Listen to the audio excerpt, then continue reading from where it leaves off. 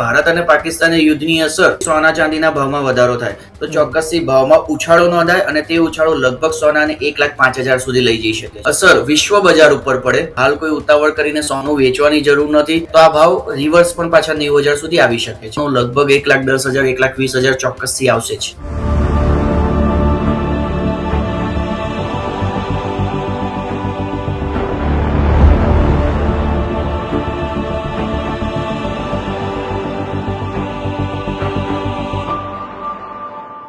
અમેરિકાની અંદર ડોનાલ્ડ ટ્રમ્પે ટેરિફ લગાડ્યા બાદ સોનાનો ભાવ પહેલી વખત 1 લાખને પાર પહોંચી ગયો હતો અને એ થોડો હવે હાશકારો એ મળ્યો છે. 1 લાખની અંદર ભાવ પરત આવ્યો છે, પરંતુ એટલો બધો ભાવ હજી 1 લાખની અંદર નથી આવ્યો. માત્ર એ 3,500-4 હજાર રૂપિયાનો ઘટાડો થયો છે, એટલે લગભગ 97,000ની આસપાસ એ હાલની અંદર સોનાનો ભાવ એ જોવા મળ્યો છે. થોડા સમય પહેલા રશિયા અને યુક્રેનનું યુદ્ધ ચાલુ હતું, એ દરમિયાન પણ સોનાનો ભાવ એ અચાનક ધીરે ધીરે વધતો જોવા મળ્યો હતો. હવે ભારત અને પાકિસ્તાનની તણાવ ભરેલી આ પરિસ્થિતિ છે અને એની વચ્ચે સોનાનો શું ભાવ વધવાનો છે, ઘટવાનો છે, શું કંઈ કરવું જોઈએ અત્યારે જેની પાસે સોનું પડ્યું છે અથવા નવું સોનું કોઈને લેવા જવું છે તો શું કરવું જોઈએ, ઉતાવળિયું પગલું ભરવું જોઈએ કે નહીં, આ તમામ વાતોને લઈને ચર્ચા કરવી છે. મારી સાથે સોની વેપારી નિશાન ઝવેરી જોડાયા છે. નિશાનભાઈ, સ્વાગત છે ન્યૂઝરૂમમાં આપનું. નિશાનભાઈ, અમેરિકાની અંદર ડોનાલ્ડ ટ્રમ્પનું જ્યારે ટેરિફ વધ્યો ત્યારે આપણે ચર્ચા કરી હતી કે સોનાનો ભાવ એ હજુ કદાચ વધે. 1 લાખને પાર પણ સોનાનો ભાવ પહોંચી ચૂક્યો. આપણે લગભગ એ 92,000-93,000 પણ ચર્ચા કરી, 1 લાખને પાર પહોંચ્યો ત્યારે પણ ચર્ચા કરી. હવે ભારત અને પાકિસ્તાનની વચ્ચે તણાવભરી આ માહોલ છે, સ્થિતિ છે. આ સ્થિતિની વચ્ચે શું લાગી રહ્યું છે? સોનાનો ભાવ એ 97,300 છે, શું ફરી એક વખત 1 લાખને પાર પહોંચી જાય એવી શક્યતાઓ ખરી? જી, ભારત અને પાકિસ્તાન ચોક્કસથી યુદ્ધભરી તણાવભરી પરિસ્થિતિ છે, પરંતુ વાત યાદ રાખવા જેવી એ પણ છે કે ભારત અને પાકિસ્તાન એ મોટા કન્ઝ્યુમરમાં નથી આવતા. એટલે કે વિશ્વના જે બીજા દેશો છે જે મોટા કન્ઝ્યુમર આવે, જેના માત્ર નિવેદન માત્રથી સોના બજારમાં ખળભળાટ મચે છે, તો તેવું ભારત અને પાકિસ્તાનના યુદ્ધમાં જોવા મળતું નથી. સામાન્ય રીતે જ્યારે યુદ્ધ શરૂ થયું ત્યારે પણ ભાવ જે વધવા જોઈએ તેની જગ્યાએ ઘટાડો નોંધાયો હતો અને જ્યારે યુદ્ધ વિરામ બાદ પણ તે જ સ્થિતિ છે. એટલે કે ભારત અને પાકિસ્તાને યુદ્ધની અસર સોના બજાર પર તેટલી પડી નથી, પરંતુ હા, જો તેમાં ચોક્કસથી બીજા દેશો જો જોડાત અને જો યુદ્ધ લાંબુ ચાલત તો ચોક્કસથી ભાવ વધારો થાય. એટલે હાલની પરિસ્થિતિએ ભારત પાકિસ્તાન વચ્ચેની તંગદિલી સોના ચાંદી બજારને અસર નહીં કરે તેવું ચોક્કસથી કહી શકાય છે. જો હજી આ જ તણાવભરી પરિસ્થિતિ છે, આપે એમ કહ્યું કે જો બીજા કેટલાક દેશોએ સમર્થન આપ્યું હોય અથવા સપોર્ટ કર્યો હોય તો આ સ્થિતિની અંદર તણાવ જોવા મળે, આ સ્થિતિની અંદર થોડો ઘણો કંઈક વધઘટ જોવા મળે. હવે આ ઘટનાની અંદર આખી આજે યુદ્ધની પરિસ્થિતિ ચાલી રહી છે. તુર્કી છે, પાકિસ્તાનને સમર્થન આપ્યું છે, ચીન છે જેને પાકિસ્તાનને સમર્થન આપ્યું, અમેરિકાએ તો લોન પણ આપી. તો આ બધી પરિસ્થિતિની વચ્ચે એવું લાગે કે જો હજુ આ તણાવ થોડું ઘણું હજી વધે અથવા ખેંચાય તો કદાચ આવનારા સમયની અંદર 1 મહિનો, 1.5 મહિનો, 2 મહિનાના સમયગાળા દરમિયાન તો વધે એવું લાગે, તો વધે એના સંકેતો ખરા? જો યુદ્ધ લાંબુ ચાલે અને જીઓપોલિટિકલ ટેન્શન વધે તો ચોક્કસથી સોના ચાંદીના ભાવમાં વધારો થાય. પરંતુ બીજી બાજુ જોવા જેવી બાબત એ પણ છે કે રશિયા અને યુક્રેન વચ્ચે યુદ્ધ સમાપ્ત થવાની અણીએ છે. એટલે કે રશિયા દ્વારા યુક્રેનને જે એક ઇન્વિટેશન આપવામાં આવ્યું છે કે આ યુદ્ધ અહીં સમાપ્ત કરવા, તો તે કેવી શરતો ઉપર કરે છે અથવા તો તે યુદ્ધ કેટલું ચાલે છે, તેમજ ભારતના પક્ષ તરફથી સપોઝ જો રશિયા આવે છે, ઇઝરાયલ આવે છે અને તે પરોક્ષ રીતે નહીં પરંતુ જોઈન્ટ ઓપરેશન તરીકે જો જોડાય, કે જેમ કે ચીને જ ફક્ત બાહ્ય સપોર્ટ આપ્યો, તુર્કીએ જ ફક્ત બાહ્ય સપોર્ટ આપ્યો, તો આ બાહ્ય સપોર્ટથી બજારને એટલી અસર નહીં થાય. પરંતુ જો આ બધા દેશો તેની સાથે જોડાય અને સંયુક્ત રીતે ઓપરેશન કરે તો ચોક્કસથી સ્થિતિ બનશે અને તેની અસર વિશ્વ બજાર ઉપર પડે. પરંતુ હાલની પરિસ્થિતિ આપણે જો જોઈએ તો જે ઇઝરાયલ અને ગાઝાનું યુદ્ધ હતું તે રોકાઈ ચૂક્યું છે. રશિયા અને યુક્રેન વચ્ચે લાંબા સમયથી યુદ્ધ છે તે પણ સમાપ્ત થવાની અણીએ છે. તો આ બધા પરિબળો ક્યાંક ને ક્યાંક સોના બજારમાં ભાવ ઘટાડાને સંકેત આપી રહ્યા છે. પરંતુ જો બીજી બાજુ જોઈએ તો યુએસ દ્વારા, ફેડરલ બેંક દ્વારા તેવું જાહેર કરવામાં આવ્યું છે કે આગામી સમયમાં ગમે તે સમયે વ્યાજદરમાં ઘટાડો કરી શકે છે.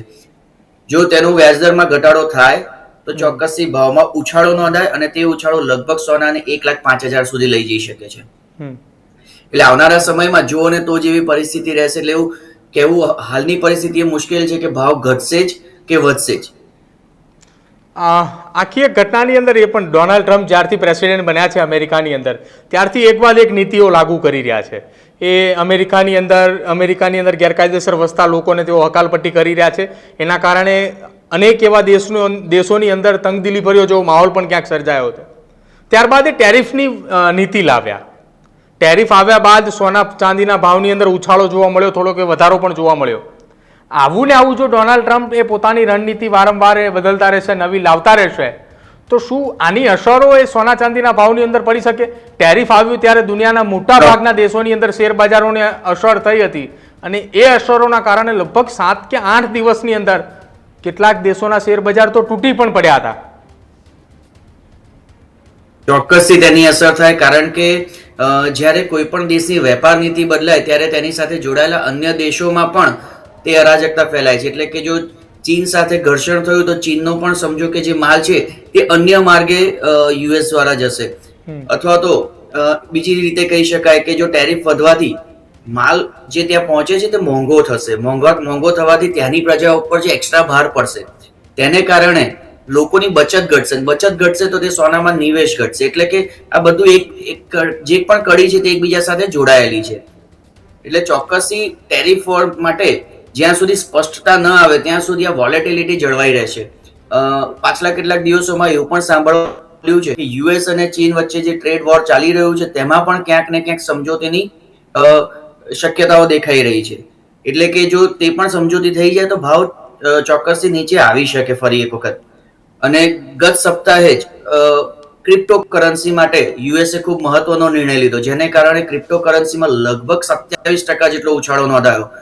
તો આ ક્રિપ્ટોકરન્સીનો જે ઉછાળો છે, એટલે કે ક્રિપ્ટોકરન્સીના જે નિવેશકારો છે તે પણ ક્યાંક સોના માર્કેટને અસર કરી રહ્યા છે હાલની પરિસ્થિતિએ. કારણ કે સોનામાં સતત ઘટાડો થયો 1 લાખના ભાવથી, તો ક્રિપ્ટોકરન્સી જે $70,000-75,000 સુધી આવી ગયું હતું બિટકોઇન, તે આજે ફરી એક વખત 1 લાખને પાર થઈ ગયું. તો આપ જુઓ તો આ બધી જ પરિસ્થિતિઓ, એટલે કે બધા જ પરિબળો જે ઇન્વેસ્ટમેન્ટના છે જેમાં લોકો ફાસ્ટ કમાણી કરી શકે છે અથવા તો નિવેશ કરી શકે છે, તે બધામાં જ વોલેટિલિટી છે હાલની પરિસ્થિતિ. એટલે જ્યાં સુધી ટ્રેડ વોર ન શમે અથવા તો જીઓપોલિટિકલ ટેન્શન ન શમે ત્યાં સુધી આપણે એક સ્ટેબલ ભાવ જોઈ શકતા નથી. અચ્છા નિશાંતભાઈ, ભારતની સામે લગભગ 26% આસપાસ ટેરિફ લગાવવામાં આવ્યો હતો અમેરિકા દ્વારા. એ પ્રકારે અલગ અલગ દેશોની અંદર ટેરિફે લગાવવામાં આવ્યો. ચાઇનાની સામે સૌથી વધારે ટેરિફ લગાવ્યો. 7-8 દિવસનો સમય ગયો. તમામ એ મોટાભાગના મોટા દેશો કે જેની ઇકોનોમી એ સૌથી વધારે છે, જેના કારણે અન્ય દેશોની ઇકોનોમી ઉપર અસર પડતી હોય છે, આવા પ્રકારના દેશો જે મોટાભાગના છે તેની આર્થિક સ્થિતિ એ થોડા લથડિયા ખાતી થઈ ચૂકી હતી 1 અઠવાડિયાની અંદર, કેમ કે અમેરિકાએ ટેરિફ વધાર્યો. હવે એ જ અમેરિકાએ તમામ એ મોટાભાગના દેશોની અંદર 90 દિવસ માટેનો હોલ્ડ લગાવવામાં આવ્યો હતો. જ્યારે આ 90 દિવસનો હોલ્ડ પૂરો થશે અને અમેરિકાની સામે ચાલી રહેલી આ ટેરિફની વોર જો આ બંધ નહીં થાય અથવા આ સમૂહ સૂત્રું નહીં પડે તો પણ ભાવ વધવાનો કે સંકેત પણ ખરો? જો ટેરિફ હાલ મુલતવી રાખવામાં આવ્યો છે, પરંતુ ટેરિફ ફરી એક વખત લગાવવામાં આવે તો તે પરિસ્થિતિ અલગ સર્જાશે. કારણ કે તમામ દેશોનું એક ફ્લો હોય છે કે તેનું જે એક્સપોર્ટ હોય છે અથવા તો તેનું જે પ્રોડક્શન હોય છે તે આને કારણે ક્યાંક ને ક્યાંક અટકી જાય છે. જો ભારતની આપણે વાત કરીએ તો જે 26% ટેરિફ હતો, પછી જેમ્સ એન્ડ જ્વેલરી સેક્ટરની વાત કરીએ તો 26% અને જે ઇમ્પોર્ટ ડ્યુટી 8%, એટલે કે 34% સોના ઉપર જો ભાવ વધારો કરવામાં આવે તો તે જ્વેલરી એટલી બધી મોંઘી થઈ જાય કે યુએસના લોકો માટે ભારતથી મંગાવેલી કે અન્ય દેશોથી મંગાવેલી જ્વેલરી ખૂબ જ મોંઘી પડે. અને આવા વિદેશોમાં જ્વેલરી મેન્યુફેક્ચરિંગ એટલું સરળ નથી, કારણ કે ત્યાં પર અવર જોબ છે, પ્લસ મેન્યુફેક્ચરિંગ કોસ્ટ ખૂબ જ હાઈ છે. એટલે આ તમામ દેશો જે બહારના દેશોમાંથી ઇમ્પોર્ટ કરે છે અને પોતાના દેશમાં જ્વેલરી સેક્ટરને વેગ આપે છે. તો તેવી પરિસ્થિતિમાં એવું થાય કે 34% જો સોનામાં વધારો હોય તો દાણચોરી, જેમ આપણા ત્યાં ફક્ત 7 થી 8% અન્ય દેશ કરતા વધારે છે તો દાણચોરીનું પ્રમાણ વધે છે, તો 34% હોય તો અન્ય દેશોથી બોર્ડર માર્ગે ત્યાં પણ આ વસ્તુ થવાની શક્યતાઓ છે. તો તેવી જ રીતે બીજી બધી વસ્તુઓ પણ અસર કરે છે. એટલે કે જે દેશનું ટેરિફ ઓછું હશે ત્યાંથી રૂટ થઈને પણ સમજો કે આ વસ્તુ થઈ શકે છે. એટલે અમેરિકાએ જે ટેરિફ લગાવ્યું તે તમામ દેશો પર એટલા માટે જ લગાવ્યું કે અન્ય કોઈ રૂટનો પ્રશ્ન જ ઊભો ના થાય, કે તમામ દેશો ઉપર ટેરિફ વધારે હોય તો સ્ટ્રેટ અવે જ તે એને જે ડ્યુટીમાંથી જે પૈસા મળવાના છે જે દેશ માટે તે ખર્ચવા માંગે છે, પરંતુ તેની સામે એ પણ જોવું જોઈએ કે જે ઇનપુટ આવશે, જે ઇમ્પોર્ટ થશે તે એટલું મોંઘું થશે કે ત્યાંની સામાન્ય જનતા જે છે તે લોકોનો પગાર વધારો નથી થવાનો, તેની સામે એમનું જે ઇન્વેસ્ટમેન્ટ છે કે એમનું જે બચત છે એ તો એ જ રહેવાની છે, એટલે એમને એક્સ્ટ્રા ભારણ થશે અને તેને કારણે જે તંગદિલી વ્યાપશે અથવા તો જે રોજગારીનો પ્રશ્ન ઊભો થશે તેને કારણે આપણે જોયું હશે કે અગાઉ પણ જેમ રોજગારીનો એ લોકો દર પબ્લિશ કરતા હોય છે, જ્યારે રોજગારી દર નીચો જાય છે ત્યારે સોનાના ભાવમાં વધારો થાય છે. તો ચોક્કસથી આ બધાને ક્યાંક ને ક્યાંક કંટ્રોલ કરવા માટે જ 90 દિવસનો સમય તેમને લીધો છે અને એક શક્યતા એ પણ છે કે 90 દિવસ પછી આ સમયગાળાને કદાચ એક્સટેન્ડ પણ કરવામાં આવે, કારણ કે હાલની પરિસ્થિતિ એ બધું જ સામાન્ય દેખાઈ રહ્યું છે. એટલે કે અચાનક જે ભાવ વધારા છે તેને ક્યાંક ને ક્યાંક શાંત જોઈ રહ્યા છે આપણે. એટલે આવનારા સમયમાં પણ કદાચ આને એક્સચેન્જ કરશે અથવા તો ઘટાડો કરશે. નિશાંતભાઈ, આપણે જ્યારે અમેરિકાએ ટેરિફ લગાવ્યું એ દરમિયાન આપણે ચર્ચા કરતા હતા કે રોજનો સોનાનો ભાવ એ 3500 થી લઈને 5000 સુધીનો એ રોજે રોજ પ્લસ થતો હતો. લગભગ એ 7-8 દિવસની અંદર જે સોનાનો કિંમત એ 90,000-92,000 ની આસપાસ હતો એ સીધો જ ભાવ 1 લાખને ક્રોસ કરી ગયો એ 7-8 દિવસની અંદર. એટલે કે 7-8 દિવસની અંદર 10-12 હજાર કરતાં પણ વધારે સોનાના ભાવની અંદર વધારો થયો. એ દરમિયાન એવી ચર્ચાઓ હતી કે ભારતની અંદર જ્યારે દિવાળીનો તહેવાર આવે, ધનતેરસના દિવસે જ્યારે સોનાની સૌથી વધુ ખરીદી ભારતની અંદર થતી હોય ત્યારે એ દિવસે સોનાનો ભાવ 2 લાખની આસપાસ પહોંચી જાય તેવી શક્યતાઓ એ વખતે હતી. અત્યારે શું સંકેતો છે? 2 લાખ કે પછી 2 લાખ કરતાં વધારે કે પછી એના કરતાં ઓછું? જ્યારે ભાવ વધતો હોય છે ત્યારે સમજો કે લોકોમાં એવી વાતો વહેતી થાય છે કે હવે આ ભાવ અટકશે જ નહીં, પરંતુ સ્થિતિને સામાન્ય થતા થોડોક સમય લાગે છે. એટલે કે એ વખતે પણ આપણા માધ્યમ દ્વારા આપણે જનતાને જણાવ્યું હતું કે હાલ કોઈ ઉતાવળ કરીને સોનું વેચવાની જરૂર નથી, અથવા તો આ સોનાનો ભાવ લગભગ 1,05,000 સુધી અટકશે અને ત્યારબાદ ક્રમશઃ વધશે. પરંતુ જો હાલની પરિસ્થિતિ જોઈએ છે તો સોનું ચોક્કસથી સેફ હેવન છે અને લોકોનો જે વિશ્વાસ છે તે પાછલા 3 વર્ષમાં આપણે જોઈ ચૂક્યા છે, ખૂબ જ સારું રિટર્ન આપ્યું છે. તો આપણે દિવાળી સમયની વાત કરીએ, જો ભારતમાં 2025ની દિવાળી સમયે સોનાના ભાવની વાત કરીએ તો લગભગ 1,15,000 થી 1,20,000 વચ્ચે હોઈ શકે છે, જો પરિબળો બધા સામાન્ય રહે તો. પરંતુ તેની સામે આપણે જેમ અગાઉ વાત કરી, જો યુદ્ધની પરિસ્થિતિને નિવારી શકાય અને ટેરિફ વોરને નિવારી શકાય તો આ ભાવ રિવર્સ પણ પાછા 90,000 સુધી આવી શકે છે. અચ્છા, હવે બીજી એક પણ વાત છે કે જો અમેરિકાએ ટેરિફની અંદર થોડી હળવાશ કરે તો આ ભાવ સામાન્ય રહે. આપણે વાત કરી કે દિવાળી સુધીની અંદર લગભગ 1,15,000 અથવા 1,20,000 ની અંદર ભાવ રહે. આ જ પરિસ્થિતિની અંદર ભારત પણ અમેરિકાની સામે જો બાયો ચડાવે અને અમેરિકાની અંદર જે વસ્તુ અમેરિકાના લોકો ભારતથી મંગાવતા હોય કે જેની અંદર એ ભારત સરકાર પણ ટેરિફ લગાવવાની જાહેરાત કરે કે 20%, 25%, જેમ કે થોડા સમય પહેલાં એવા સમાચાર પણ આવ્યા હતા કે 29 જેટલી લિસ્ટનું તૈયાર કર્યું છે કે એની અંદર ટેરિફ લાગે તો ફરી એકવાર ચાઇના જેવી પરિસ્થિતિ થઈ જાય, અમેરિકાની સામે ભારત ટેરિફ વર્સિસ ટેરિફ, તો એ સોનાનો ભાવ પણ વધી શકે. જી ચોક્કસથી તમે ટેરિફ વર્સિસ ટેરિફની જે વાત કરી ખૂબ મહત્વની છે, કારણ કે જ્યારે તમે ટેરિફ વોરમાં આવી જાઓ છો ત્યારે તમે દરેક વસ્તુ પર ટેરિફ લગાવવાથી તે વસ્તુનો ભાવને ખૂબ જ ઊંચો લઈ જઈ રહ્યા છો.